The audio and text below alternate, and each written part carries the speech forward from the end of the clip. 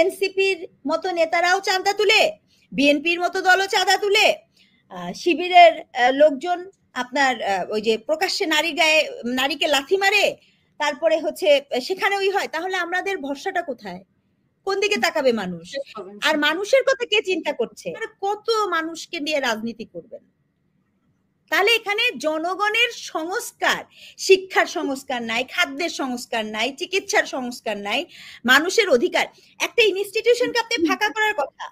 আমি থানায় যাব, আমার একটা অন্যায় হয়েছে, অপরাধ হয়েছে, আমি থানায় যাব, থানায় যাওয়ার জন্য আমার কোনো নেতাকে ফোন ঘুরানো লাগবে না, আমি ডিরেক্ট পুলিশের কাছে যে তার আমার সেবা চাবো, এটা আমার অধিকার হওয়ার কথা ছিল। এই সংস্কার হয়েছে? এই যে দেখেন লেয়ারে লেয়ারে নেতৃত্ব ছিল, আজকে নেতা কোথায়? কোন দলে কোন নেতা আছে? নেতা কই? দেশের নেতৃস্থানীয় মানুষ কোথায়? এই নেতৃত্বের সংকট যতক্ষণ না সমাধান না করতে পারবেন, রাষ্ট্রের উন্নতি হওয়া সম্ভব না। এক তারেক জি এখন বাংলাদেশের সকল মানুষের একমাত্র হোপে পরিণত হয়েছে, কারণ মানুষের হাতে কোনো অপশন নাই। He is the one and only person যার দিকে মানুষ তাকায় আছে। আপনি যে এই যে সংস্কারের গল্পটা বলছেন, আমার কাছে এই পুরো সংস্কারের প্রজেক্টটাই হচ্ছে একটা পলিটিক্যাল রেটরিক। আর পলিটিক্যাল রেটরিক আপনি সংস্কার করতেন, কোনো সমস্যা ছিল না। আগে আমার জানমাল ঠিক করতেন, আগে আমার দিন আনি দিন খাওয়া ঠিক করতেন। আমার চালের দামের কেজি কত এখন? চালের কেজিটা কত এখন? আমি কি আমার যিনি রিক্সা চালাচ্ছেন, আমার যিনি এই যে এখন যে ছিনতাই এত বেড়েছে, তাই না? ছিনতাই হঠাৎ করে বাড়লো কেন? শুধু আইন শৃঙ্খলা পরিস্থিতির কারণে ছিনতাই বাড়ে না। একজন নিবিজ্ঞান হিসেবে আমি জানি শুধু আইন শৃঙ্খলা পরিস্থিতির কারণে কিন্তু ছিনতাই বাড়ে না। ছিনতাই কিন্তু বাড়ে আপনার দেশের বেকার সমস্যা বাইরে গেলেও ছিনতাই বাড়ে। মানুষ যে কাজ করতো সেটা করতে পারছে না, সেটার জন্য ছিনতাই বাড়ে। ইচ্ছা করে মানুষ পলিটিক্যালি ঝামেলা পাকানোর জন্য ওখানকার মানুষগুলো কি করে দেওয়া হয়েছে? ছিনতাই বাড়ছে। এত অস্ত্র ৫ই অগাস্টের পরে থানাগুলাতে হয়েছে, সে অস্ত্র উদ্ধার হয়েছে? সে অস্ত্রগুলো কি উদ্ধার হয়েছে? থেকে বললো আইএসপিআর থেকে না, কতগুলো অস্ত্র 80% অস্ত্র, বাট সেটা অনেকে বলছে যে সেটা কি ধরনের অস্ত্র সেটা তো আমরা জানি না। ভালো তো, 80% অস্ত্র উদ্ধার করার পরে এই যে বললাম যে দেশীয় চাপাতির কথা, যে আমিও নিউজটা কিছুক্ষণ আগে দেখেছি। আগে ছিনতাইকারী ছিনতাই করে হলো দৌড় মারতো, এখন ছিনতাইকারী জামা কাপড় খুলে নিয়ে যায়। মানে ছিনতাইকারীদের বিনোদনের এখন অভাব নেই, সে জামা কাপড় পর্যন্ত ছিনতাই করে নিয়ে যাচ্ছে। আপনার কি মনে হচ্ছে যে এই পুরো প্রক্রিয়াটা কেন হয়েছে?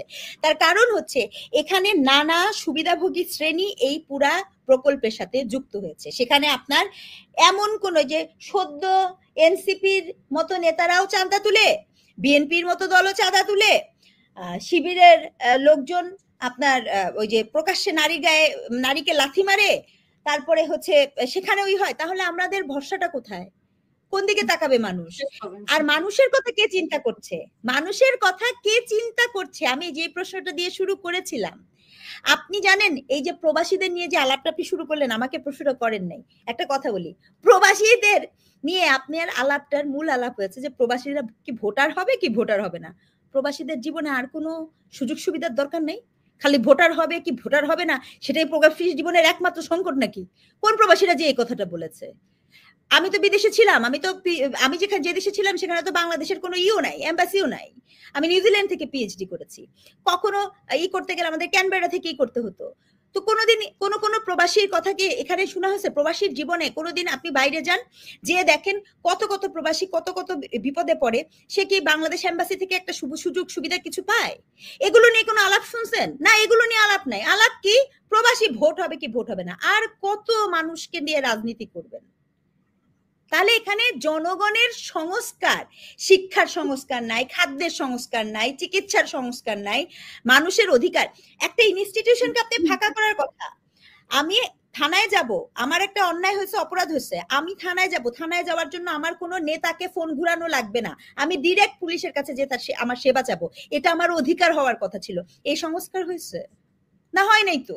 তাহলে এই যে সংস্কার, এই সংস্কার যদি শুধু পলিটিক্যাল সংস্কার হয়, তাহলে শুধু নির্বাচনকে কালক্ষেপণ না করে নতুন নির্বাচিত যে গভর্নমেন্ট আসবে তাকে বরঞ্চ এই শর্ত আরো করে থাকবে, আপনারা পলিটিক্যাল সংস্কারটা কন্টিনিউ করবেন। তাহলে আমাদের হবে, মানুষকে একটু শান্তি দেন, বাংলাদেশের মানুষকে শান্তি দেন। আরেকটা কথা আমি বলে শেষ করব, বাংলাদেশের সবচেয়ে বড় সংকট বাংলাদেশের নেতৃত্বের সংকট। কথাটা মনে রাখবেন, বাংলাদেশের পলিটিক্যাল পার্টিতে, বাংলাদেশের যে কোনো পলিটিক্যাল পার্টিতে নেতার যে একটা ভিশন থাকে, নেতার যে একটা দূরদর্শিতা থাকে, নেতাকে যে চিন্তা করতে হয়, এই যে লিডারশিপ, 1971 সালে 4-5 লেয়ারে লিডারশিপ ছিল। 1971 সালে আপনার বঙ্গবন্ধু শেখ মুজিবুর রহমান বলেন, 4 নেতা বলেন, তারপরে ভাসানী বলেন, তারপরে আপনি এসে আমাদের জিয়াউর রহমান বলেন, এই যে দেখেন লেয়ারে লেয়ারে নেতৃত্ব ছিল। আজকে নেতা কোথায়? কোন দলে কোন নেতা আছে? নেতা কই? দেশের নেতৃস্থানীয় মানুষ কোথায়? এই নেতৃত্বের সংকট যতক্ষণ না সমাধান না করতে পারবেন, রাষ্ট্রের উন্নতি হওয়া সম্ভব না। এক তারেক জি এখন বাংলাদেশের সকল মানুষের একমাত্র হোপে পরিণত হয়েছে, কারণ মানুষের হাতে কোনো অপশন নাই। He is the one and only person যার দিকে মানুষ তাকায় আছে।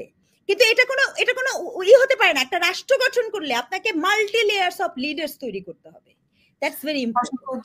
যে কোনো অর্থে যত তাড়াতাড়ি সম্ভব আমরা একটা এই মুহূর্তে সমস্যার সমাধান চাই। আমাদের জনগণরা ভালো নাই, দেশটা ভালো নাই। একটা বছর অনেকটা সময় অনেক ক্ষতি হয়ে যাচ্ছে, মানুষের জীবনমান অনেক নিচে নেমে যাচ্ছে, ইকোনমির অবস্থাও কিন্তু ভালো না, অভ্যন্তরীণ বাইরের বিনিয়োগের অবস্থাও কিন্তু ভালো না, দেশটা ভালো নাই। আর দেশটা যখন ভালো থাকে তখন আসলে আপনি দিন শেষে আপনি তো এই দেশেরই নাগরিক, তাই না? কাজে এইটা আমাদের বোঝাটা খুবই জরুরি যে আমার দেশ ভালো না থাকলে আপনি ভালো থাকতে পারবো না, এতটুকুই।